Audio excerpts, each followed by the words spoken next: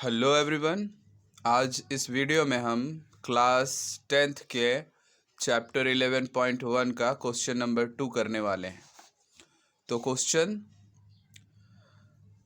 4 centimetre, 5 centimetre और 6 centimetre भुजाओं वाले एक त्रिभुज की रचना करें। फिर इसके समरूप एक अन्य त्रिभुज की रचना करें जिसकी भुजाएं दी हुई त्रिभुज की संगत भुजाओं की 2/3 गुनी हों।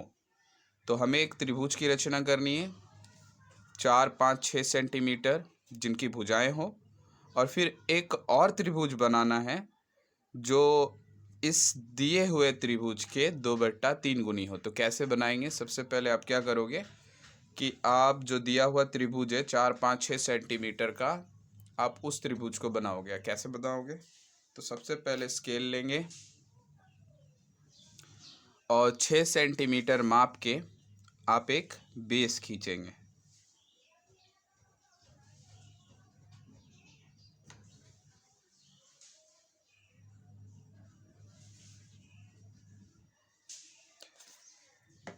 आप इसको नाम दे दे ए और बी। ये कितना है? 6 सेंटीमीटर का है। उसके बाद 4 सेंटीमीटर और 5 सेंटीमीटर का इस पे भुजा बनाना है। तो उसके लिए आप क्या करेंगे? कंपास लेंगे, स्केल लेंगे। स्केल में पहले 4 सेंटीमीटर नापेंगे कंपास से, और ए को केंद्र मान के एक आर्क लगा देंगे।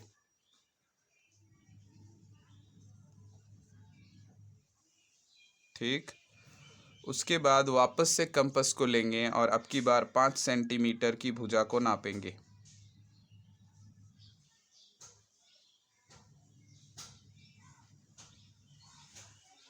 और बी को केंद्र मानकर आर्क लगा देंगे। जहाँ पे वो पॉइंट मिल रहा है वही होगा। आपको क्या करना है? दोनों पॉइंट्स को मिला देना है, ए से भी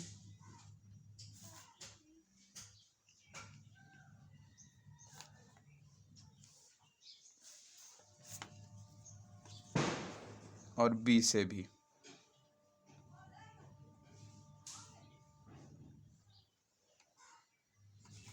इस पॉइंट को आप नाम दे सकते हैं सी।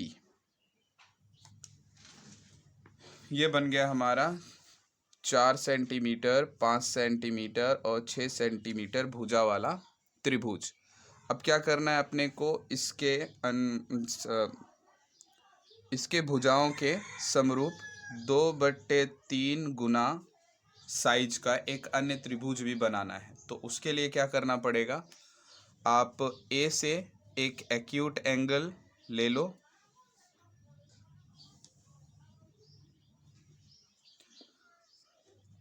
उसके बाद आप इसको ए एक्स मान सकते हो, ये जो लंबा आपने लिया है। अब आपको क्या करना है? आपको कंपास लेनी है। कंपास को आप जो साइज में चाहे उस साइज में आप इसको रख ले, कुछ छोटा ही रखे थोड़ा। ठीक। और 2/3 बोला है तो इसमें बड़ा कौन है? 3। तो आप 3 डॉट खींचे। पहले तो यहाँ रख के एक, इस कंपास के साइज में और कोई चेंज नहीं करना है। 2 और ये 3।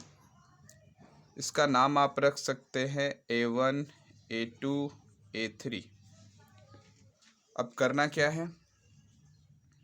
A3 से पॉइंट B को मिला देना है। तो कंपास की मदद ले लें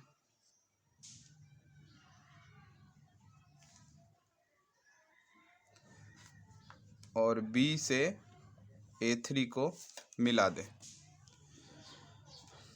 इसके बाद वापस कंपास लें, A3 को केंद्र मानकर थोड़ा सा कंपास को आप छोटा कर लें और A3 को केंद्र मानकर एक चाप खींचे, एक आर्क मारे। ठीक। सेम यही काम आप करें A2 को केंद्र मानकर। इससे कोई लेना देना नहीं है अपना। A2 को केंद्र मानेंगे और A2 से एक आर्क खींचेंगे। डन। इसके बाद का स्टेप क्या है, आपको ये आर्क को नाप लेना है जो आपने A3 को केंद्र मान के नापा था।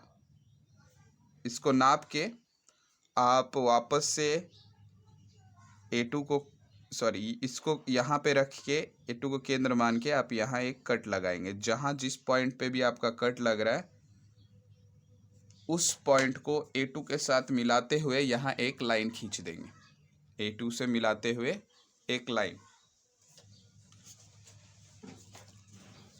तो ये हमने लगभग समझिए खींच लिया। इस पॉइंट को आप नाम दे सकते हैं D।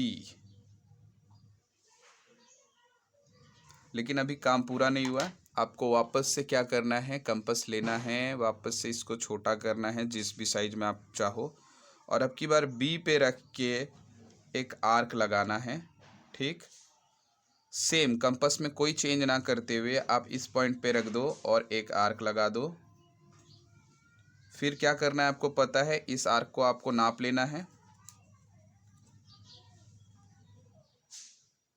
ओके, और यहाँ रख के एक कट लगा देना है। तो जहाँ भी आपका कट लगा उस लाइन को इस लाइन से जोड़ देना है। यानी D पॉइंट को आपको AC के पैरेलल जोड़ देना है इस पॉइंट से मिलाते हुए।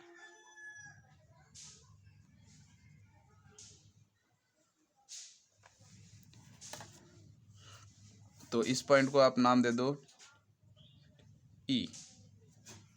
तो इस तरह से आपका ये कंस्ट्रक्शन तैयार हो जाता है। अब क्या करना है, इसका कंस्ट्रक्शन यानी रचना के चरण लिखने हैं।